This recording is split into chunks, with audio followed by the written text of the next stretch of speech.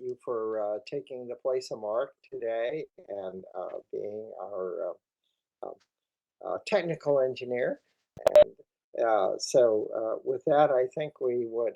You're saying we have everybody here that we need, so we can call the meeting to order of our joint conference committee on November 22nd, and ask that you would call the roll. All right.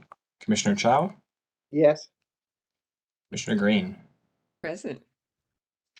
All right. From there, I will read the Ramaytush-Ohlone land acknowledgement. The San Francisco Health Commission acknowledges that we are on the unceded ancestral homeland of the Ramaytush-Ohlone, who are the original inhabitants of the San Francisco Peninsula.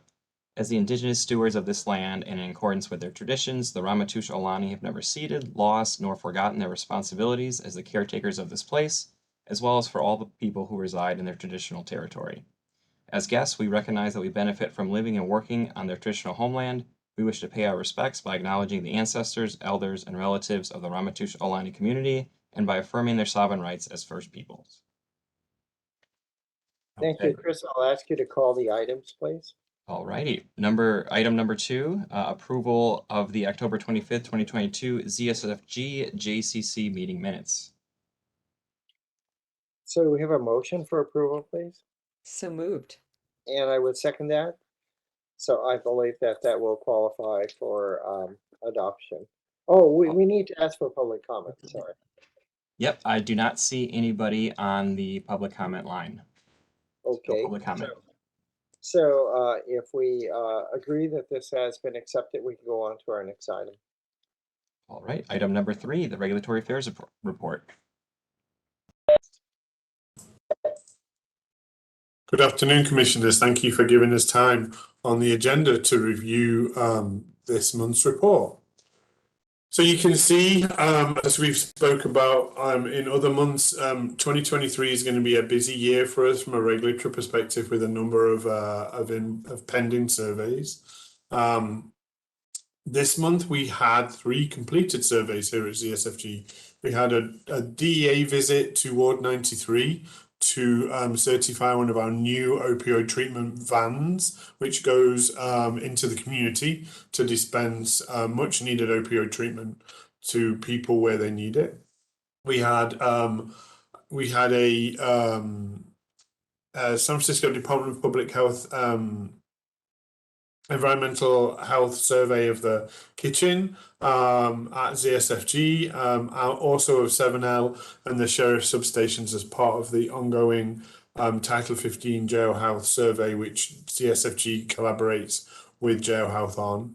And we also had a state survey at the Avon Breast Center. That was a really phenomenal day that the surveyor was with us and then reviewed some documents remotely, and there were no deficiencies noted, and the program was commended.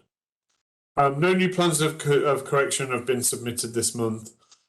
We still are fine-tuning the total volume of events. So the report that you have in front of you shows the open events with a 3-year range. We've been able to clean up the data sufficiently for 2022 to be able to give more specificity to the total amount of events that have been reported.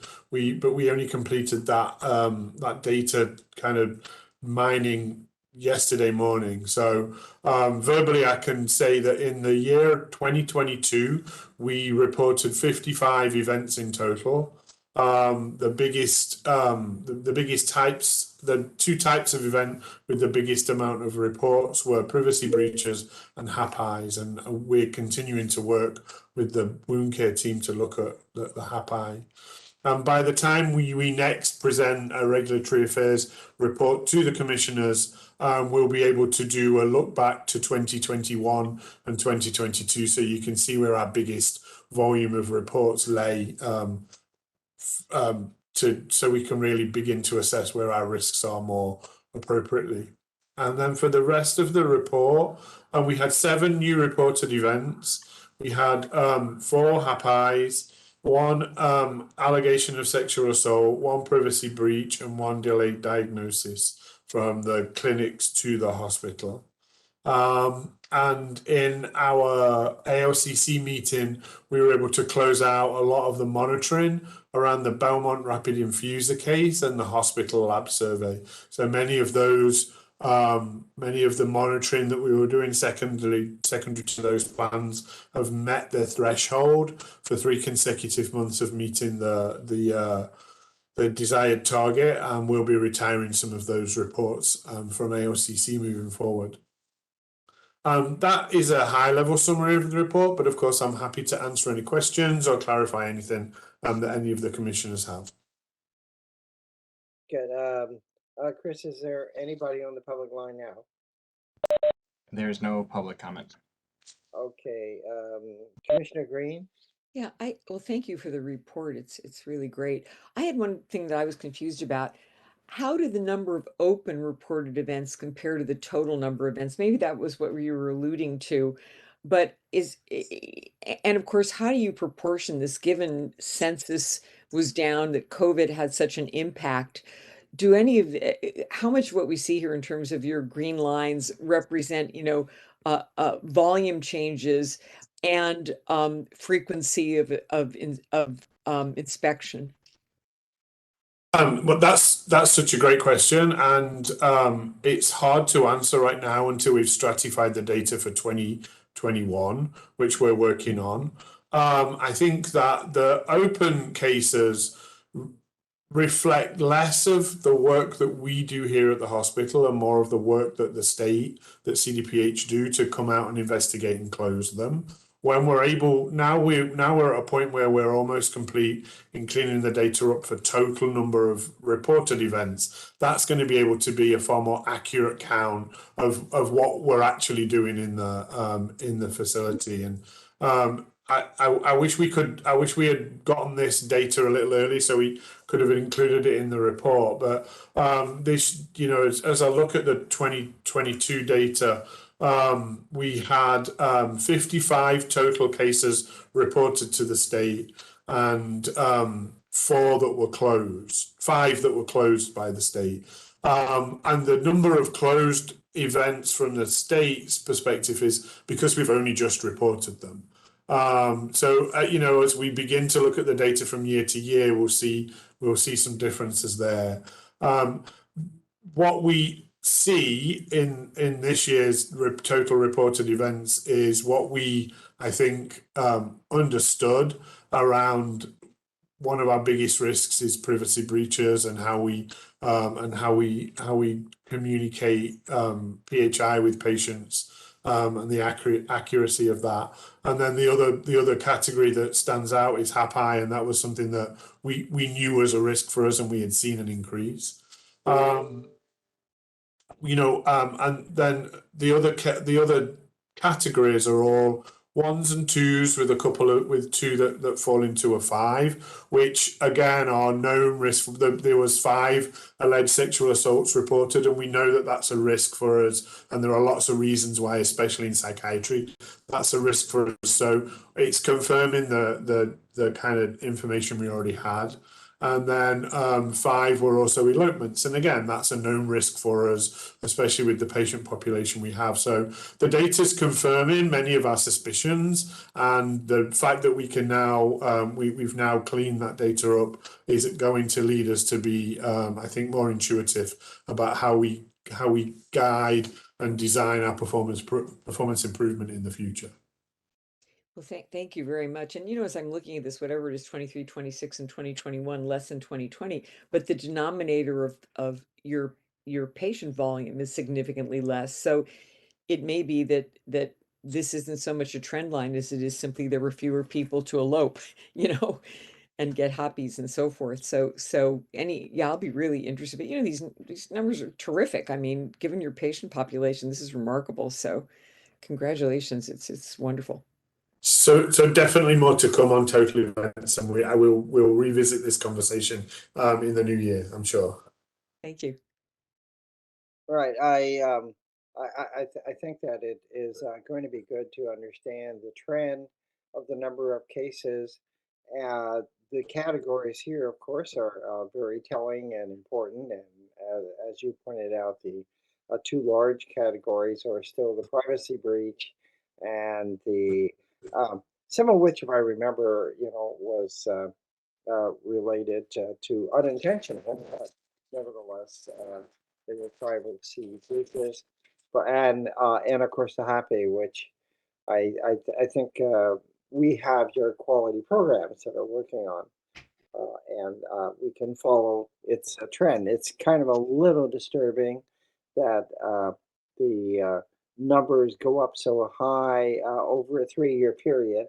And granted, maybe if they were looked at with a number of cases, uh, although I think that at least on the happy, it's such a larger number compared to the other two that probably a percent of the number of patients hospitalized probably would not actually change the fact that happy has increased, right? Uh, I think it would be good to continue this in a trend, as you say, but I believe that we would still like to see uh, the number of closed cases and how many of those actually created a plan of correction, because that that tells us how many of these are valid and how many are really not. We've been able to, of course, as you know, Adrian, follow the Laguna numbers, which actually, while there are a large number of reports, very few of them, relatively speaking, are actually with corrective action plans. And I think that's an important uh, statistic to really have. So I look forward to your next iteration of the reports. Thank you. Thank you. If nobody has any other comments on this particular item, we can go on to the next item then, Chris. Okay, item number 4, the ZSFG annual report for fiscal year 21-22. Good afternoon, commissioners. This is me. You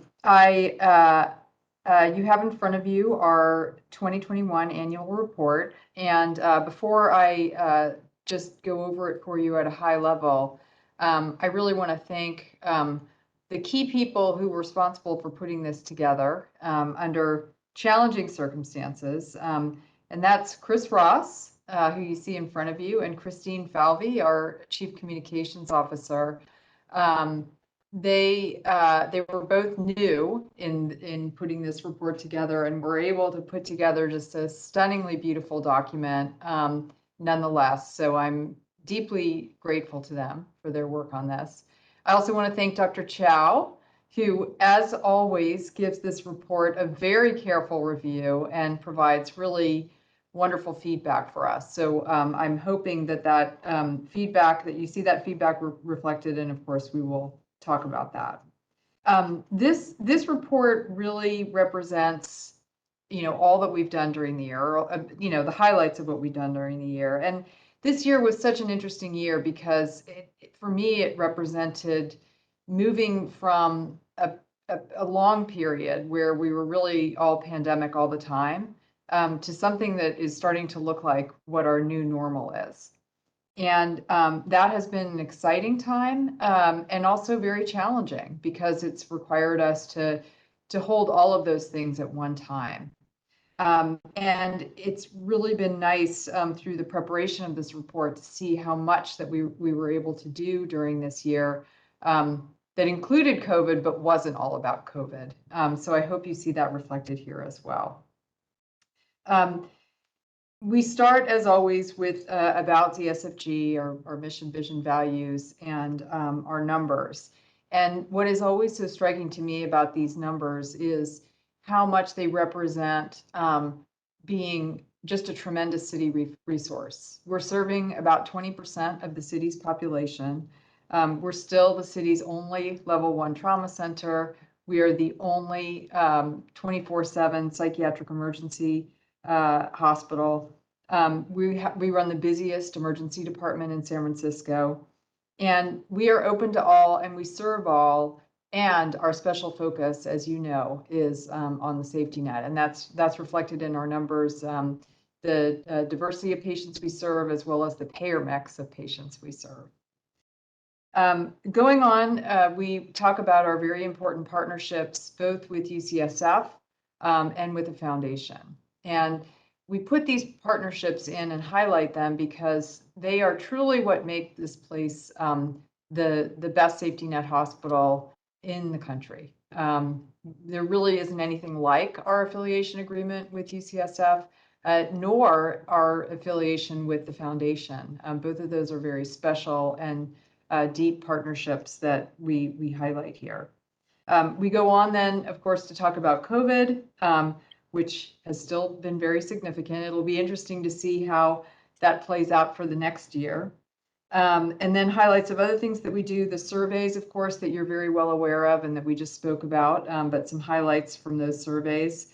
It was really nice to put together the building part of this report, because it reflected how much progress we've made in spite of the huge barriers to making that progress, especially in this building, with all the pandemic delays, the cost escalations, and the great challenge of building a building while you're still working at it at the same time. We move into True North, and you can see there's a summary of each of our 6 True North pillars and the progress that we've made there. We then focus on our staff and patients, and of course, then we highlight you all at the end. So that is our report. I want to also make a special thank you to the executive team. Without the executive team and the incredible leadership that they represent here on campus, none of this work would have gotten done. I feel so proud to be part of this team. I learn from them every day. We meet the challenges with skill, expertise, compassion, flexibility, and a lot of humor, which is always a good thing in these circumstances. So that is our report. I look forward to hearing your comments, reflections, so that we can make it even better for the Health Commission meeting coming up on December 6th. So, Chris, anybody on the public line? Nobody's on the public line. Okay, anyone from the executive staff want to make comments before I ask Commissioner Green? Silence. Okay, Commissioner Green. I mean, it's beautiful, it's stunning. The photography brings the place to life. It's beautifully chosen. It's so representative of everyone at the institution, and it just moves me so much. I looked at this and I thought, what a privilege it is to be on this commission and to be able to watch all of you in action. There's no place like it. There's no safety net hospital like it, and as far as I'm concerned, there's no staff like it. So I'm just humbled by looking at this and reading it and recognizing in particular that in the backdrop of COVID and how spectacularly you managed that you've been able to accomplish all that you have. And I am so delighted that this document is really codifying all of that. So those would be my only comments. I think we will be very proud as a joint conference committee to present this to the commission at large. Thank you so much for your comments, Commissioner. And I do want to mention that the photographs, most of the photographs were actually taken by the foundation staff. They just did a tremendous job capturing the beauty, the poignancy, so much about our team this year. It's been really, really nice to have that as a resource. And what photographs you've chosen to put with what? I mean, as you go through this, it's a combination of people who look so inspired and smiling, but also the hearts, which are so incredible. I mean, the art of this, even the color of the scrubs that people are wearing, it's just marvelous. So. Yes, I agree that I think there's always been sort of a tension between whether the annual report should highlight people or should highlight data, should highlight accomplishments or be a record. And I think this one actually achieves all. And so I didn't realize that our editorial staff here, including Chris, who was part of that 1 hour meeting that we subjected him to, uh, was so new to it because it looked like we were just building from the past and making it better and better every year. So I agree with Commissioner Green. And when you're looking online, the pictures aren't as clear as they are when you print them out. And so they really are stunning. And uh, my uh, appreciation for the fact that you accepted or felt and improved on a lot of what we were commenting on as we went through it. Uh, and in particular, I really, under your highlights, like the fact that you were able to keep what was the substance of the type of surveys, and yet you made it very easy to read so that we could see at a glance. And so we really achieved both worlds. And I think that's really amazing that you're able to do that. And I appreciate that, we're not just slavishly going ahead and listening to somebody who mouthed off just to keep that person happy, but to try to take the essence of what we were trying to say. Within that, I had only, again, still the one question on page 32, which has to do with that surgical site number. And I agree that if we read carefully your asterisk, uh, then I can understand that there's a different baseline, and therefore you've achieved, you know, that you've exceeded that baseline, even though we have a different target. Um, I'm just wondering if it would just be clearer if you actually, on that particular one, indicated what the baseline was, so that people wouldn't have to read the line twice or three times to try to figure it. So, if in fact, I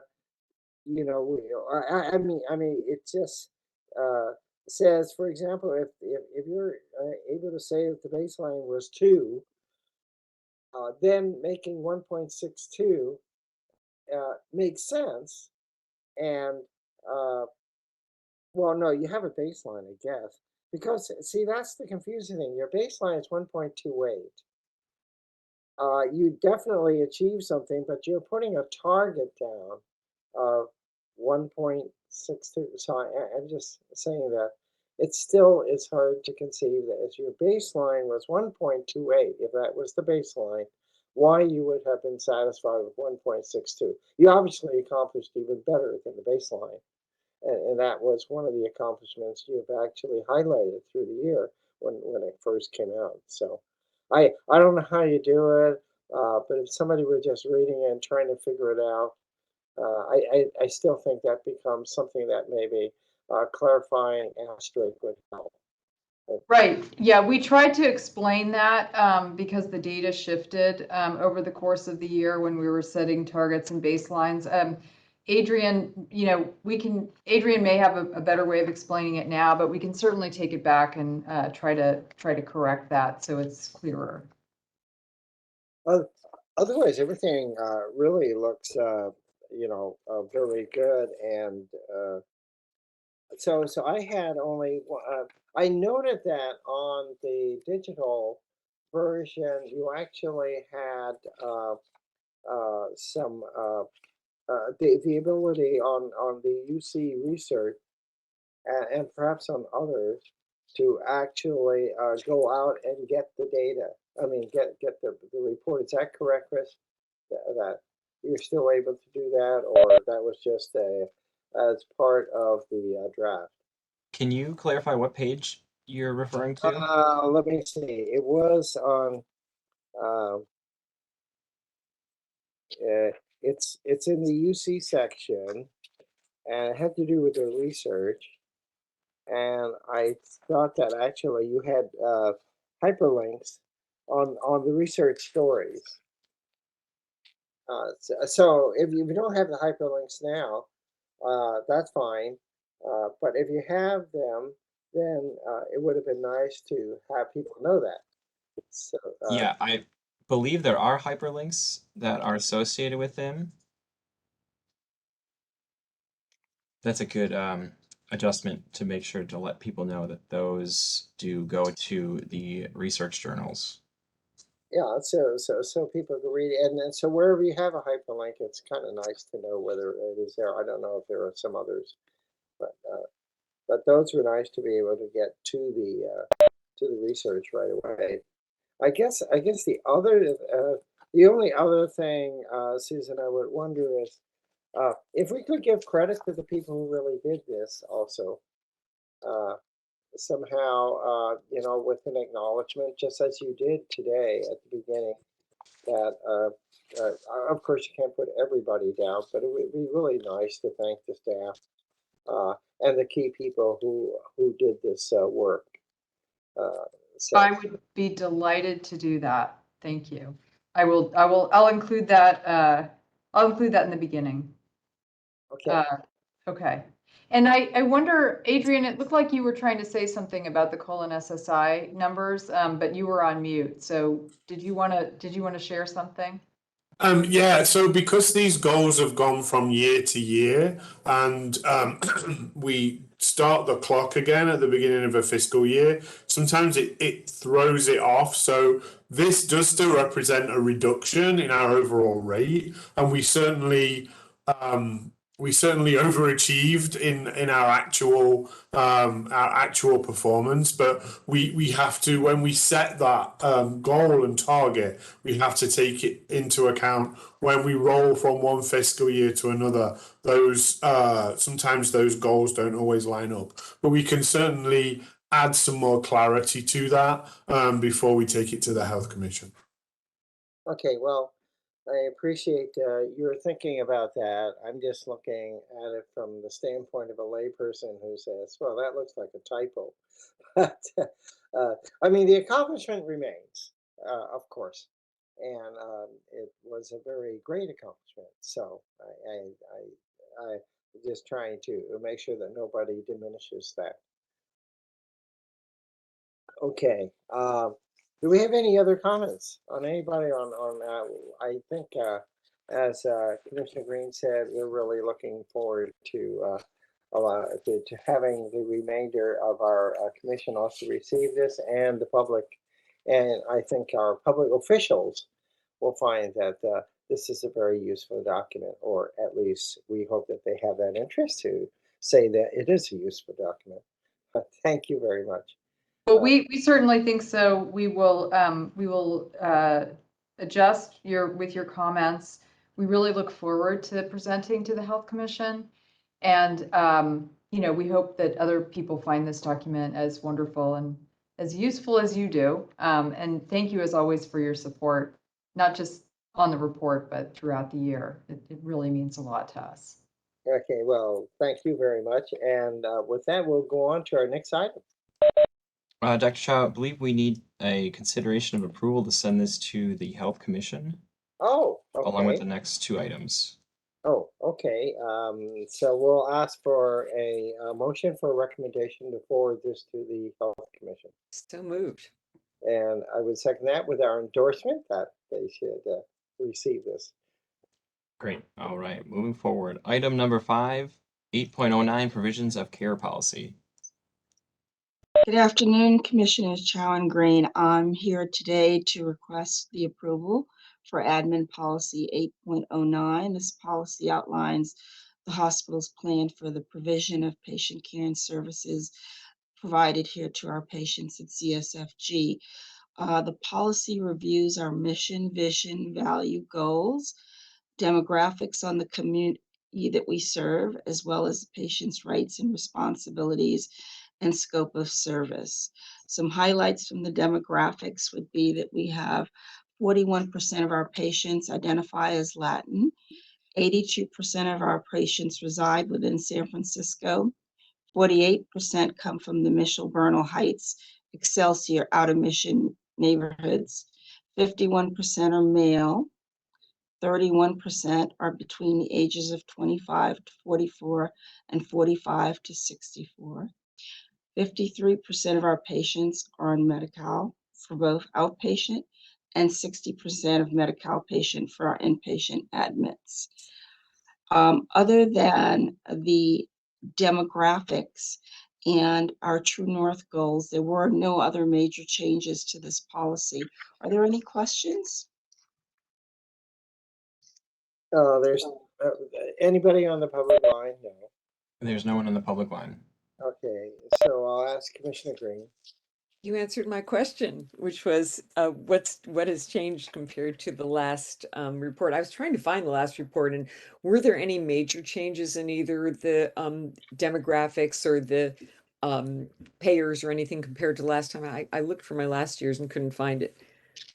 I don't believe so. And I can actually, what Chris and I can do is to send you last year's report for your review as well, so that you can compare both. We can do that probably by the end of the week. That's okay. That's great. Well, thank you. No, this is a wonderful report and so comprehensive too. Thank you.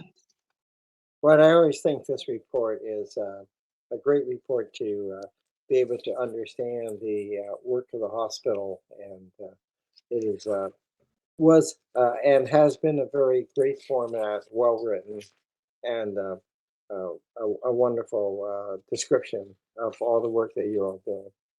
I see this also needs a consideration for approval to recommend to the commission, and I know they need to adopt it. So, Commissioner Green, So moved. okay, and I will second it, and we can then move on to the next item. Okay. Thank you. Item number 6, 1701, performance improvement in patient safety policy. Hi, Commissioners. I'm here to speak to the PIPS policy. So our performance improvement and patient safety policy provides a framework for the organization on how we continuously improve, how we move towards improving our culture of safety, and how we adopt change and demonstrate change. So the policy is essentially there are not many big changes to the policy this year. The framework remains unchanged, and our patient safety program currently is in line with our harm dashboard with the composite metrics that we were just looking at in the annual report. The biggest change in the policy this year is around the role of the patient safety officer. So until 2021, we had a designated employee who was the patient safety officer, and I know that I'm sure you remember Tom Holton presented at this committee in the past. We actually, after Tom's departure from the organization, we looked at the role of the patient safety officer, not just here, but also at Laguna Honda, and as part of the centralization work, made a very conscious decision to nominate the chief quality officer at each hospital as the patient safety officer. And that was really to give an executive level focus on patient safety, to ensure that it was included in strategy and conversation at executive level throughout the year. So the policy reflects that change, and then has some minor changes at the end around the composite patient safety metric to include HAPI as well as CAUTI, CLABSI, colon SSI, and falls. Happy to answer any other questions about the policy if either of the commissioners have any. Commissioner Green? No, you answered my question. Is what had changed, and that makes a tremendous amount of sense, the quality and safety being one and the same. So no comments or questions. It's as usual, well done, well thought out, extensive, great. Thank you. I have a question under item D, which is the chief quality officer, and your paragraph 1. I'm trying to understand the I guess the language, because it says in this role they, and I don't know if it's supposed to have a parenthesis for all these people, and then it doesn't actually seem to be a complete sentence. You are correct. They after after that, it should say, in this role, they collaborate with. That the group of people it then describes there is 2 words missing in that paragraph, and I'm wondering where they disappeared to. So we will make that change before we move it forward. Fine. That was my only stumbling block as I was reading it. So A completely valid stumbling block that I totally understand, and we will fix it. okay. This also requires a recommendation to submit to the Health Commission for its approval. So moved. And I would second it. And thank you very much for your work. And we'll go on to our next item. Okay, the next item is item number 7, ZSFG Chief Executive Officer's Report and Emergency Department Newsletter. All right, commissioners, our usual monthly report is in front of you. The items I would like to highlight are the visits that we've had recently. We had a visit from a Ukrainian health delegation. It was very kindly hosted by Doctors Day and Fuentes Affleck. I was not here for it, but it sounded like they had a wonderful time and got a lot out of seeing our healthcare organization. We also had a very interesting visit from Ashley Biden, and her visit was focused on our Trauma Recovery Center, which is run by the UCSF Department of Psychiatry. Of course, we jointly provide services with them there. And it was really a wonderful visit focusing on the special services that we provide there, and the way in which our Trauma Recovery Center is really a model for other TRCs in the United States. So that was a great visit. And then Gratitude November has been wonderful. It's been a wonderful way of recognizing our staff and being incredibly grateful for the work that we do here. Our team did a great job. Our Chief Experience Officer and the Wellness Program Manager did a great job creating a calendar for us with things that we do every single day to express gratitude to our teams, and that's been wonderful. Any questions about those reports before I move into the data? Yeah, Commissioner Green? None, thank you. I also think it's wonderful to highlight the people who have been working so hard, and it looks like you had some very interesting visits also.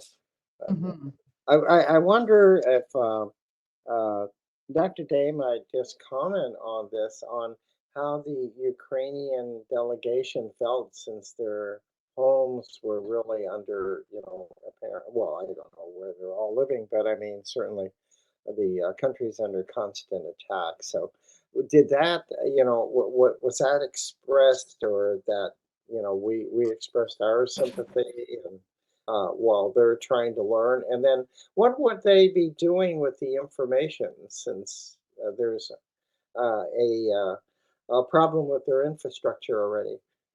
Yeah, no, excellent questions. So the delegation consisted of several representatives from the Ministry of Health of Ukraine, and then several administrators and some physicians from their trauma care centers, mostly centered in the capital.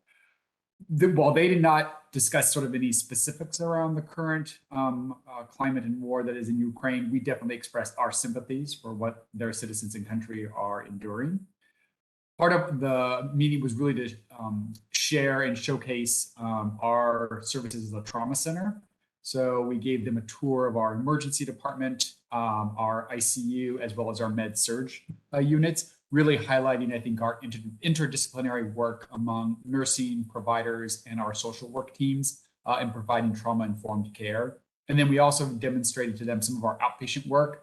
So specifically the wraparound program, and then our refugee clinic that's run by the Family Health Center. They were very impressed by just our overall infrastructure as a hospital, specifically the emergency department. They were quite impressed by the number of bays that we have there. And then also they were really impressed and commented on several occasions how well our teams appear to work with one another, and how we very much talked about interdisciplinary work among various roles within the hospital, which they said was something that they had been trying to implement over the last couple of years. Overall, it was a very short visit, about 2.5 hours, but I learned quite a bit from them, and it was sort of a great exchange of information and collegiality. And how did they select coming to SF General? So this delegation was in the United States, I believe, for 10 days. They initially started in Washington, D.C., and then they came to Northern California. I believe it was sponsored by one of the Chamber of Commerce's in the East Bay. And so they had reached out to us initially, as well as UCSF, to see if we would be willing to host them for an afternoon. And so we dovetailed ours with UCSF. So they were in San Francisco for the day. It was the Concord Chamber of Commerce that sponsored the Thank visit. you. Oh, really? Wow. Yeah.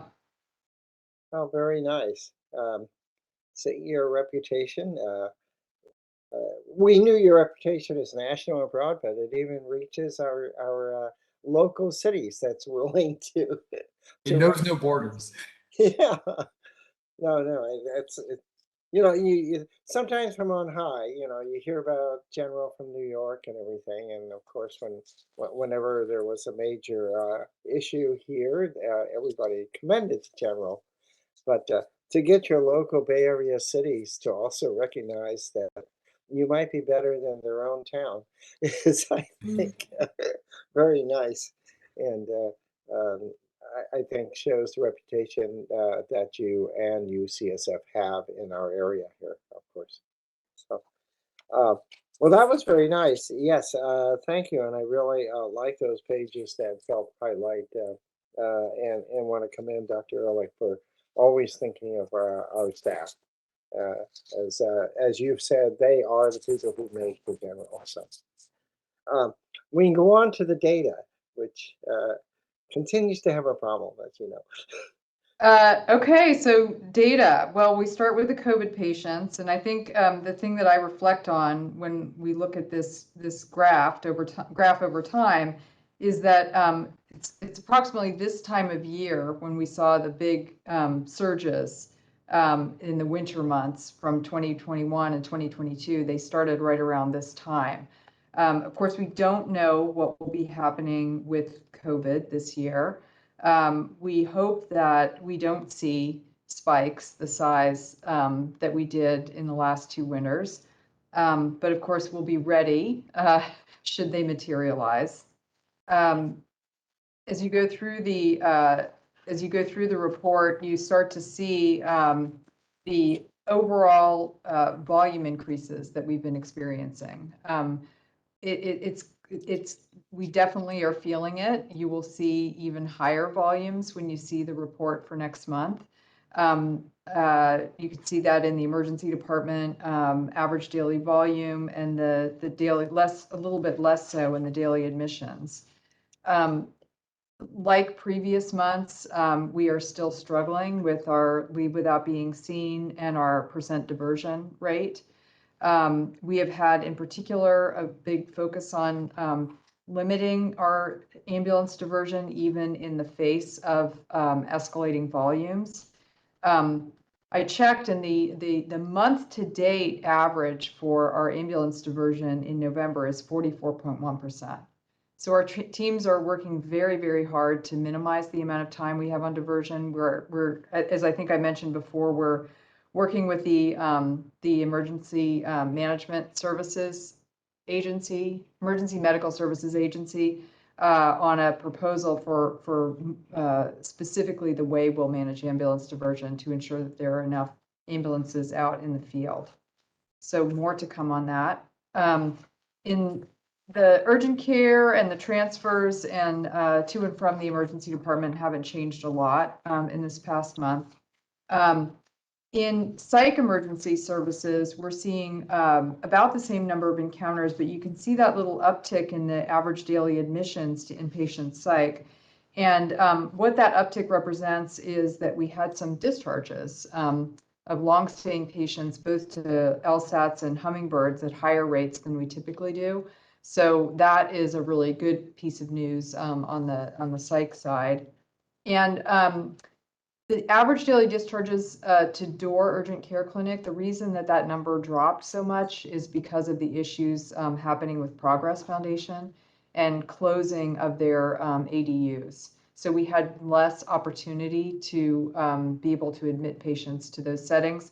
We're hoping as time goes on and those settings, you know, the management of those settings gets sorted out one way or another, we'll be able to access them better.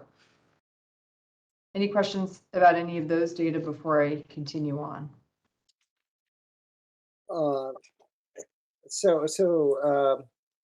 Dora wasn't mentioned by Baker Place or Progress or PRC as being one of the areas that they were kind of withdrawing from, was it? Well, I think it's because there were just fewer, they had less access as opposed to closing it entirely. So that may be why it wasn't mentioned. But it definitely, when I checked in with our psychiatric colleagues, they cited this as the reason for this drop in referrals to Door Urgent Care Clinic. I'm wondering, as there has been information about the fact that hospitals are actually adding to their census now, whether it's a combination of the flu and RSV and COVID, and many are saying that the pediatric component actually has been affected. Is that affecting our census here? Oh, yes, indeed. We have, a couple of weekends ago, we hit a milestone that we had never seen before, and that was that our NICU was full. We'd never really experienced that here.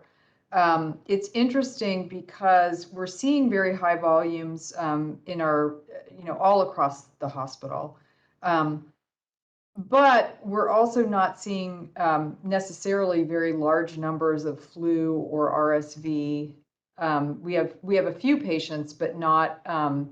It's not accounting for the large uptick in volumes that we're seeing. The issue on the pediatric side that we're encountering is that when we have infants and children who require a higher level of care, we've been having great challenges transferring them. Because the place in the city that seems to be most impacted by volumes is Mission Bay. And so we really haven't been able to transfer kids to them, which is what we would typically do. So all hospitals in the city who are serving kids and all hospitals generally are, kind of dusting off emergency plans and volume plans. We've certainly done that here at ZSFG. It seems that the hospitals that UCSF is definitely experiencing higher volumes across the board as we are. Kaiser and CPMC, the same. A little bit less so, I think, at the Dignity hospitals. But, still, we're seeing higher volumes across the board. I don't know, Luke, if you want to say anything more about that. No, you perfectly summarized the current situation and the plans that are being taken to address it. I will mention that Dr. Day is the leader of a group of CMOs for all the hospital systems, and they are going to be meeting next week and ramping up their pace of meetings just to make sure that there's good communication. We always have really good collaboration to see if there's any possibility for census sharing or, just to make sure that we're all in unison and working together as we do typically during this very busy time. I wonder if Dr. Day has any comment about the RSV, and is it in the very young pediatric? Because you said the NICU was, although you then said it wasn't actually related to RSV, but there's been so much information on RSV that's put out almost daily in the press. Well, I'm happy to answer the question. We have an expert on the phone call, so I might defer to Dr. Winston, who might be able to give us a much more accurate and clearer picture than I could. So thanks for that question, Dr. Chow.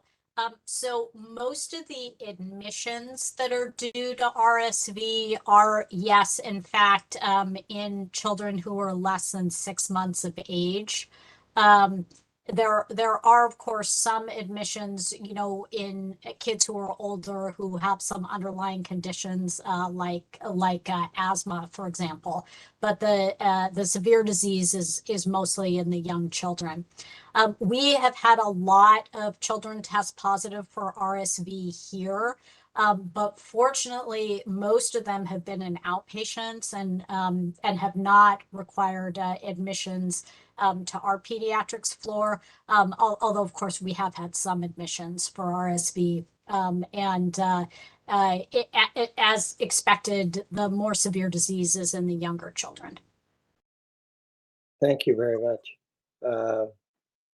Let's see. We're going on to the, I guess, the inpatient census. Yes, medical surgical. So there you can clearly see, especially on the med surg side, the increase in volumes. We're running 120% of volume. It's very, very busy. Fortunately, because we had the addition of our medical surgical unit H58 in the budget, we've been much more reliably able to staff that unit, and in fact, our goal is to keep it open now all the time. And we pretty much have been able to do that. We have capacity of 15 patients there. And, today, for example, it's open at 12, and it's been open at 12 for the past week or so. So that's really helpful because that keeps patients from backing up in the emergency department. You can see the intensive care unit census also going up. That's quite a bit more variable on a day-to-day basis. We also have had our ICU surge unit open much more regularly with 4 to 8 patients. So another, you'll see that, I think, more reflected in next month's data. The other piece of data I wanted to just talk about for a minute is lower level of care. So that's reflected on pages 16 and 17. When you look at these 3 graphs together, what you see is that on 4A, the lower level of care census is pretty stable. On acute psychiatry, it's actually gone down a little bit, and that's related to those discharges of LSAT patients I was talking about. But we still have a persistent problem on med surg. So if you look at the numbers and you add those 2 lines, from November of 20, we go to a total of 32 average for the month to 46. And this has been a huge challenge for us, obviously. It doesn't help our dealing with high volumes when we've got more patients who don't need to be in the acute care hospital stuck here because of discharge issues. The root causes for that we've talked about before. Chief among them is Laguna Honda being closed to admissions to us now for almost a year. That makes a big difference for us because we don't have other skilled nursing facilities as available. Chinese hospital has been helpful, but the maximum census there is only 23. So it's not the same. We're also having a harder time getting complex medical and behavioral patients out of the med surg unit. It's very complicated to arrange some of our discharges, and that's been challenging.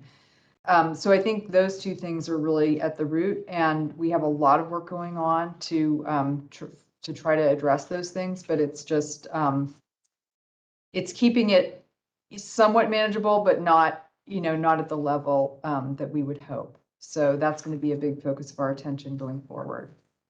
And then 2 other things I wanted to point out, occupational health, you can see, even though COVID in the inpatient hospital has been relatively stable, we have 12 patients today, which is, it's in the our yellow surge level, but not that deeply into it.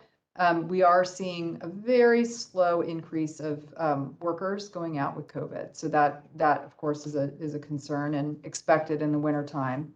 And then the other thing is noticeable is the workplace violence activity. You can see in October, we had this big surge up to 36, up from 16 the prior month and higher than any month back to February of 2022.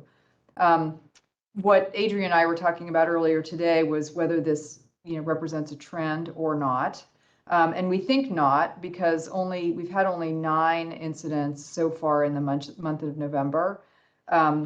What I do feel really confident about is that we have very good processes in place, not only to prevent workplace violence activity, but also to study it when it happens. We have our workplace violence committee, we have our self-governance committee. So there's a lot of focused attention on both preventing and analyzing events so that we can make sure the extent possible they don't happen again.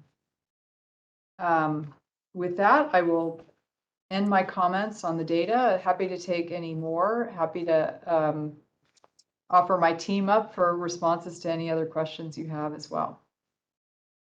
Commissioner Green. Well, thank you. The one other thing I was wondering is, in terms of the lower level of care, is there a predominant diagnosis that, is besides people who have both behavioral health and physical issues that is particularly challenging in placement? Are they stroke patients? Are they, who are those that you're most challenged? Are they multiple diagnoses, and who? Yeah. So right now, the biggest group of patients that we're having challenge discharging is people who need a skilled nursing facility. So, for example, we had 20 patients today waiting for skilled nursing facility. With respect to diagnoses, I would say there's a few groups of patients, just based on what we see. One certainly is patients with traumatic brain injury. They have very specific requirements for supervision, rehabilitation, management that's challenging to place into. A second would be patients who have very complex medical problems and behavioral problems combined. Those are very challenging patients to place because they're not necessarily appropriate for a straight skilled nursing facility, and they're not appropriate for a behavioral health facility. So those kinds of placements are tough. And then the third category I would mention are people who are conserved or people who are awaiting conservatorship. Those can be lengthy processes, and so that can be challenging as well. I don't know, Luke, what did I leave out of that? You highlighted all the ones that I was going to highlight. Oh, that's good. You can tell that we all study this problem quite a bit. Well, that's very helpful. And I guess, when they were looking at all the transfers for Laguna, and they had these very elaborate weekly reports, and there were 1,000 SNF beds, and 17 were available for Medicare and 2 were available for Medi-Cal. Is that reflective of I couldn't tell when I looked at that whether that was declinations because of the population we have at Laguna, or whether that's a more universal challenge, because those numbers were absolutely dire. And if there aren't beds, there aren't beds. Is it a little less daunting with the population you're trying to discharge, or are those numbers the same that you confront every day when you try to do this? Because those tables were astonishing. Yeah, I think generally we have the same problem. I don't know how to compare one or the other, but certainly there is a shortage overall of skilled nursing facility beds in California. And if you're covered by Medi-Cal primarily, it is really, really challenging. And then if you add to it, the patients that we call custodial patients, patients who don't have active rehabilitation needs, that adds to the problem as well. And we always have a few of those folks. So it's really challenging. But I don't know how exactly to compare it to what Laguna documented. Thank you. Well, thanks. It's huge. there, the custodial issue has been there for years, but and meanwhile we have been adding beds, and then there is some talk that while we've added beds, then a different category of people not from the hospital are able to get into those beds. Is that also one of the problems that uh, uh, specifically if we're putting homeless into beds that our patients from custodial care can use, there becomes then this question of the priorities that are being looked at. And both are important priorities. I don't have a solution to that. But as the mayor builds out more beds, even for at least the challenge group with psychiatric problems, I guess, for the most part, um, is that also in consideration of what you're having here as the custodial numbers? Yes, so so there's so much to say on this topic. So first of all, the lack of affordable housing in the state and definitely in the city is a key driver of this problem, both because we have so many patients who are experiencing homelessness in the group of patients we serve, and that it creates limits on the number of alternatives, post-acute care there can be. So for example, we know that over the years, the board and care facilities that have been in San Francisco have shut down because people who run those facilities can sell them and make a lot of money. So the lack of affordable housing in San Francisco creates a huge problem and makes it difficult to access any kind of post-acute care. I think one of the things that the department is really focused on doing right now, and this is being done in behavioral health services and through the controller's office and with our assistance as well, is to really try to study very carefully the number of beds we need of each type in order to achieve flow. So Dr. Marks has worked very hard on this, as have a number of different people. There was a study of this done a few years ago, and the controller's office is working on updating that study now. I think that's going to be extremely helpful for us to document what exactly it is we need every day. And then we can look at that in conjunction with what are the other needs in behavioral health services and in other parts of the city. So, I think the first step is to really try to document what we're needing, and then, we'll be better able to advocate for what we need. And we're on a path to doing that. Yeah, okay. It sounds like we've done this before, I think, but one day it'll work. Um, my other question is really related to the workplace violence. Uh, and I would have been expecting that with the bird teams, this would have declined more. And like you said, is this just a blip or? Uh, but I'm wondering because there's no breakdown aside from location of the type of these are.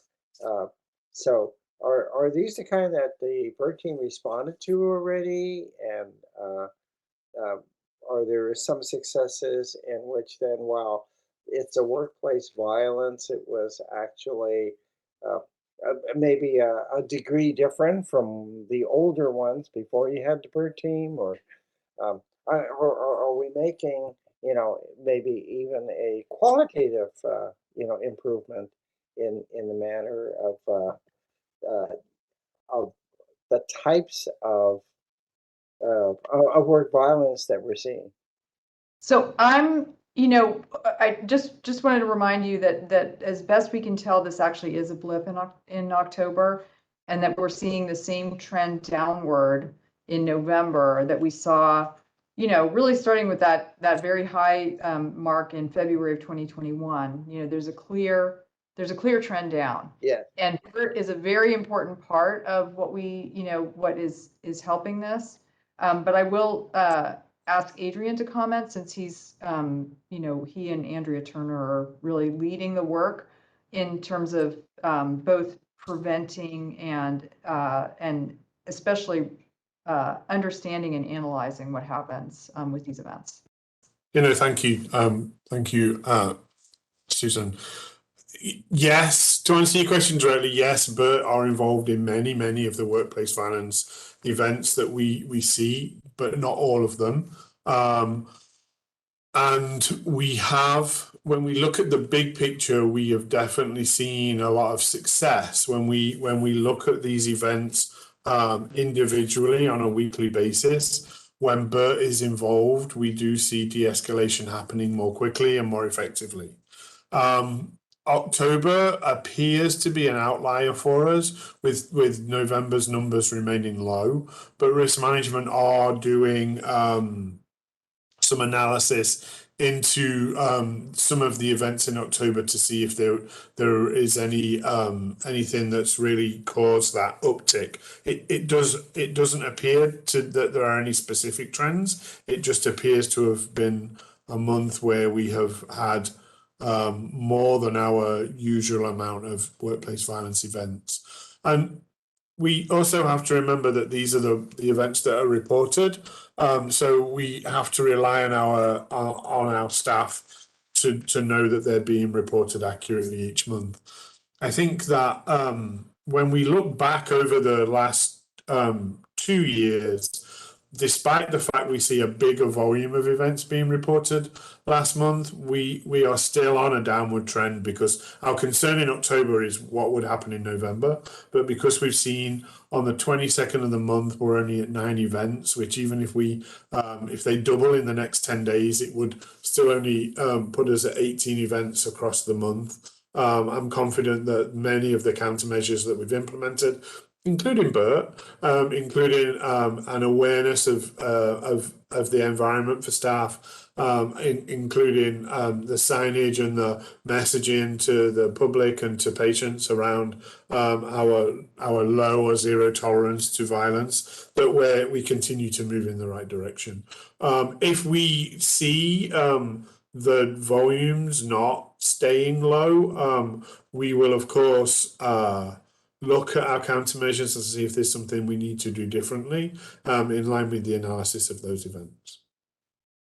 Well, thank you. It's sort of reassuring that the numbers in November certainly do seem to reflect that this is a blip, but I guess we will find out at the end of November. Any other questions, Dr. Green? No, thank you. Okay, so let's go on to our next item then. Thank you. All right. Before we do, I just want to point out that there's still no one on the public comment line as well. So item Okay. number 8, ZSFG hiring and vacancy report.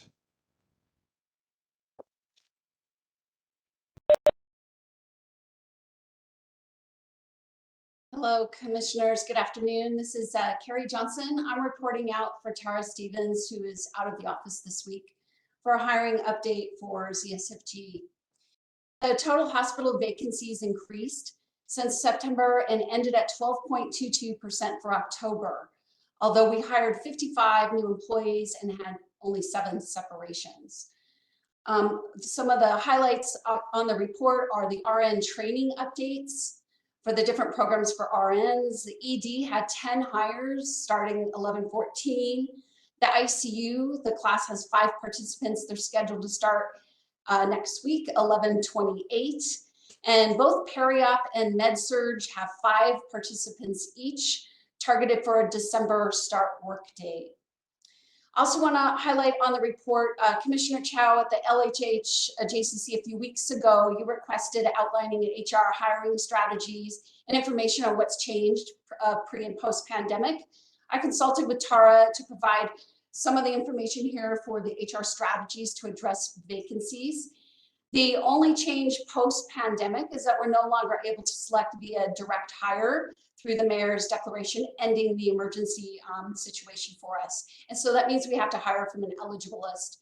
But listed here are other strategies we've thus far identified to continue to improve on our hiring delays and to assist with some of the recruitment challenges. And those are that recruiters are reaching out to our non-responsive candidates to support difficult to fill vacancies, especially with the RNs here.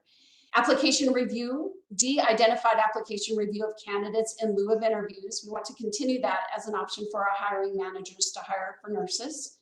We are planning selection and hiring events in the future to invite candidates to interview or meet with managers to help expedite selections.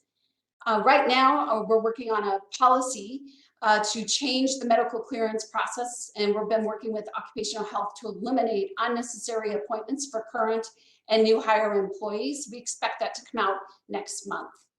HR also has one fingerprinting machine. It's available and it's assigned to one location at this time, and that's to help with background clearance timing so candidates don't need to go to DHR. And we're looking to implement a hiring survey to applicants and new hires following their interview and or following onboarding to help share their experiences so we can understand areas of improvement on that part. Are there any questions? You want to check for public comment? No one's on the public comment line. Okay, Commissioner Green? Yeah, well, thank you for the report. You know, I think this whole idea of some of the issues with hiring had been brought up 2 or 3 meetings ago, and I was wondering whether there are any data about where people who decline offers here actually end up working. Do they go to another hospital system? You know, I think a lot of us see nurses as patients, and I never hear anything great about Kaiser, or, you know, now, and I think there's a lot of energy right now because union negotiations have been occurring at Kaiser and CPMC. So I'm just curious whether, you know, is it location? Is it, I mean, do we have any trend lines at all as to, you know, the dissatisfiers, or beyond we already know about the weight and the communications, but where are these people landing? That is a great question, and I think we can implement that as part of our hiring survey. So we're reaching out to candidates that did not choose us or declined. We have received feedback, you know, definitely over the years and recently as well. The schedules in the ED are night, and so getting an experienced nurse to leave Kaiser, come over and take a night shift is not desirable. So that the scheduling, it can be part of it, but that can't be all of it. So I'm hoping the survey that we're doing, and by reaching out to the non-selects, I mean, hopefully they'll answer the phone and hopefully they'll tell us where they went. So we have to rely on them to let us know, but I think that would be valuable information to find out as well. So I'll make sure when Tara's working on that part, I'll share that information with her. Thank you. That would be great. Are you sending them a survey email? Are you texting them, or how are you gathering the information? Well, we are actually making phone calls and reaching out to those that decline, but some just never respond at all. So I think we're going to hit it both ways. We're going to hit those that don't respond. I think we're going to send them an email follow-up. So right now it's just been phone call to those that just say absolutely not, I don't want to work here, or, you know, I'm not interested, and they often just don't give us a reason. But we're trying to ask, and hopefully they'll get that so we can put some kind of report together or data for that. So that's what we were starting with, was phone calls. The survey part is more for the people that are hired. So we onboard a new nurse and they want to say, oh, you know what, this would have been better. You know, here's a suggestion. And I am sure that our current employees are happy to provide their feedback on the onboarding process or the hiring and any issues with the posting, the recruitment, how they apply. But it's a little bit harder to get to candidates to get them to respond to us. Thank you. I mean, it'd be just interesting if they would respond to a simple text. Where did you end up working? What unit? You can stop here. Just so, I mean, because I think we can probably work our way backward to try to figure out a little bit whether it's you know, the type of shift, or it's the pay, or it's the benefits. You know, I'm also curious to know whether there's any way to reach a pool of nurses in particular who may be working in other institutions, but do have certain areas of dissatisfaction. Is it 100% of the time that they would be forced to work at night? And is there any way that, you can Trojan horse some of these people in a clinic or something, hook them and then move them to inpatient? That's always possible. I mean, I know, the managers and the CEO and CNO are, I'm sure they can looked at some creative scheduling thoughts or ideas. But getting experienced nurses to come over has always been a challenge. And I know that our merit team, as with our ops team and with our colleagues at DHR, we're in with the union. We are looking at some ideas, which I didn't put down here, but we have a lot more on our plate. We are looking to ramp up or really focus on our training programs, because that is where we have a ton of interest from candidates. And we could fill those positions all day long. It's the experienced nurses that are very challenged. And so how can we do a better job with that? And it's going to take some changing about how we fill those, working with our unions, because right now the majority in those training classes, they're not new hires, they're reassignments. They're current nurses that want a new opportunity. So we don't really gain a position. Many of these are actually Laguna nurses coming over to, they reassigned to Zuckerberg to take a training position.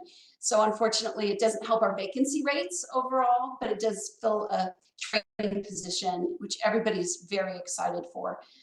So that's just a thought there. Thank you. Thanks so much.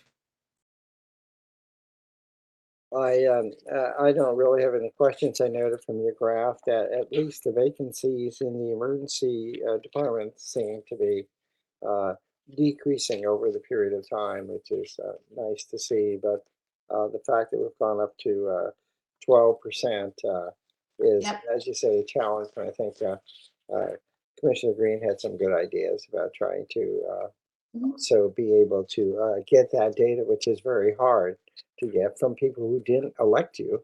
They have no reason to answer you, right? Right. So Right. We'll make that effort, and I'll have Tara report back on that in the next report and see if we've had any success. okay, thank you. Thank you. Let's see, if we have no other comment on the hiring report, we'll, I guess the only comment would be also to ask if Dr. Oleg feels comfortable with where we are.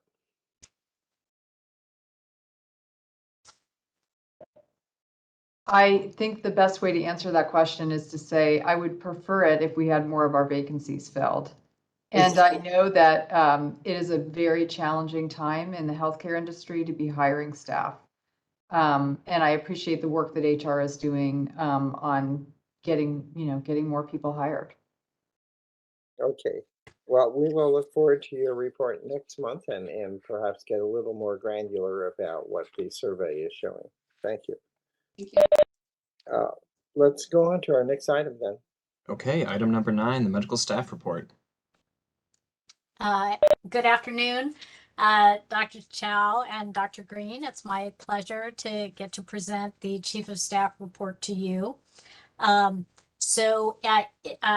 start, I just wanted to let you know informationally that we have welcomed in a new interim chief of otolaryngology and head and neck surgery, Dr. Megan Durr, who is serving as interim chief. And there will be a search for a permanent chief commencing within a few months. Everyone was very excited to welcome her back. She trained at UCSF, and part of that training included being here at San Francisco General. We also at MEC this month heard from Dr. Lisa Fortuna, the chief of psychiatry. And Dr. Fortuna really gave a very comprehensive report of all the many things that the psychiatry department does. A very large department with a lot of outreach in the community. And Dr. Fortuna highlighted a few of the challenges that they're continuing to work on, including trying to continue being able to offer psychiatry consultation in the medical emergency department. Even with shortages of workforce, the limitations of services for children and adolescents in terms of mental health care, and then the challenges for psychiatry inpatients and those in PES in terms of discharge options. So I will stop there for a moment and see if there are any questions about the psychiatry clinical service report before going on to the action items. Commissioner Green, is there anybody on the public comment line? There's no one on the public comment line. Okay, Commissioner Green. Yeah, well, it's a huge body of work and very difficult with the whole staffing issue, which is nationwide in psychiatry. The only thing I was curious about, and I'm not sure whether it's pertinent, is we have all these CBOs that do programs for transitional age youth. And I mean, it seems that we're approving contracts that involve adolescents anyway, often. And so I'm wondering how the department interfaces with some of those. Some of those organizations, in the same way that now we've got this mental health bed structure where there's a central repository of knowledge, and I'm wondering if the same kind of programs exist in especially in child psychiatry, and the correlate to that was whether they had any anticipation of the consequences of the pandemic in terms of children in particular being in homes where there's been abuse and not having an anchor of schools. Did they have a sense for what that might do to the need in the children and adolescents? Yeah, Dr. Green, I'll first just say this is not my area of expertise, but I will say that Dr. Fortuna definitely talked about concerns for mental health, particularly of adolescents, as a result of all the disruption that occurred with the pandemic, including the many school-based services and, the kind of serve as a safety net for adolescents. So I know that she and the whole department are very concerned about that. In terms of the adolescent services and interfaces with community-based organizations, I think my impression is that there are certainly issues in terms of, just scarcity for those resources for adolescents. But I think the folks in our department here are very expert and spend a lot of time interfacing, both working in the community and interfacing with their colleagues in the community. I don't know if anyone else would like to add to that. Susan, anything to add? Yeah, I agree with everything you said. And I would say the biggest and most challenging supply issue we have is with inpatient services. Those beds are really, hardly at all available in the state. It's the most challenging kind of placement we need to make, especially if the child is on Medi-Cal, especially if the child is justice involved. There are almost no beds available in the state of California. The state has recently made funds available for developing these programs. We applied for the funds, and we'll see what happens over the course of the next months. But that is definitely the biggest challenge that we have. Yeah, thank you. I was actually struck by the types of services that are a child and adolescent, and I didn't realize we had such an extensive service.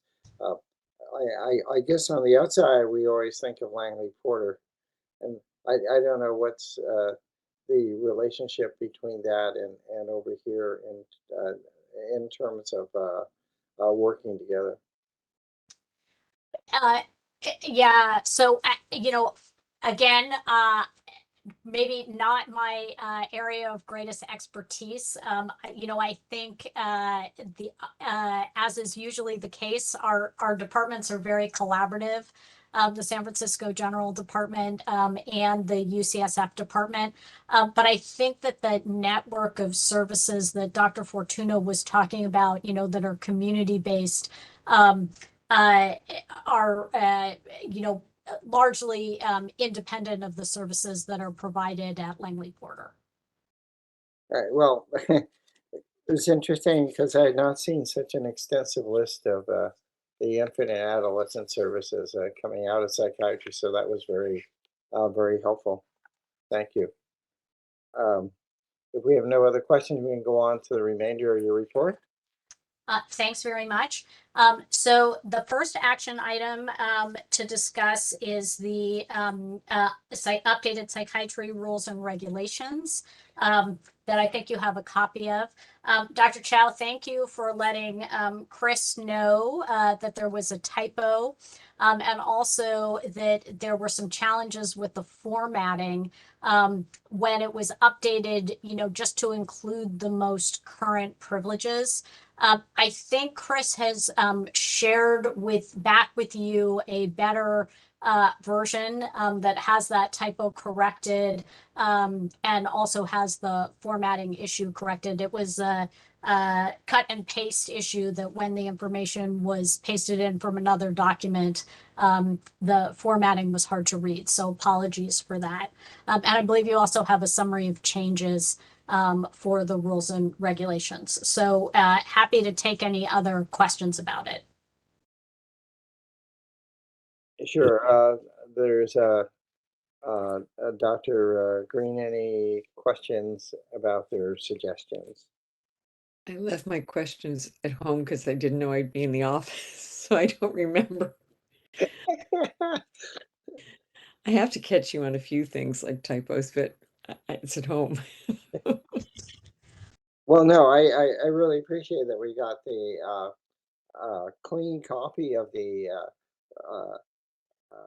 psych application, I guess it is, for privileges, because it was a little confusing trying to read it the way that it came out, because now it's quite logical. So thank you very much, and I don't have any questions actually from the changes. Well, thank you very much. So that was the first voting item, and then the only other one relates to an update for the anesthesia and perioperative care privileges. And this is with respect to their critical care privileges. So as they were reviewing this, they were noting that for reappointment, that their privileges said that a minimum of 30 patients would be reviewed, which was much, much higher than is typical. And in fact, for the pulmonary and critical care, I believe that number is 5 cases for re-review. So after discussion, the anesthesia department didn't feel like they wanted to reduce it to 5. They wanted to keep it a little higher, but they thought it would be appropriate to reduce to 10 because it's actually kind of burdensome to review 30 cases for each provider, and kind of outside our standard. And both the Credentials Committee and MEC agreed with that update. Okay. Any questions? Otherwise, a motion for acceptance. I guess we can do it in block of the recommendations from the Chief of Staff. So moved. And I would second that. Thank you very much. And we can move on to our next item. Okay, item 9 is approved. Item number 10, other business. Does anyone have any other business? If not, then the next item. All right, we don't have anyone on the public comment line, which is item number 11, general public comment. So I believe we are at a point to consider a closed session. Move to go into closed session. And I would second that. Okay, give me 1 second to flip us over. Okay, we are back in open session. Commissioners, please consider a motion to disclose or not disclose the discussions held in closed session. Move not to disclose. And I would second that. Okay, I'm going to disclose. And then finally, commissioners, consider a vote to adjourn today's JCC. Move to adjourn. I would second that and wish everybody a very happy Thanksgiving. Happy Thank you. Thanksgiving, everyone. Great Thank job, you. Chris. Thank you. Chris, outstanding job. Thank you, Chris. Thank you for the help, everyone. Good night, everybody. Good night.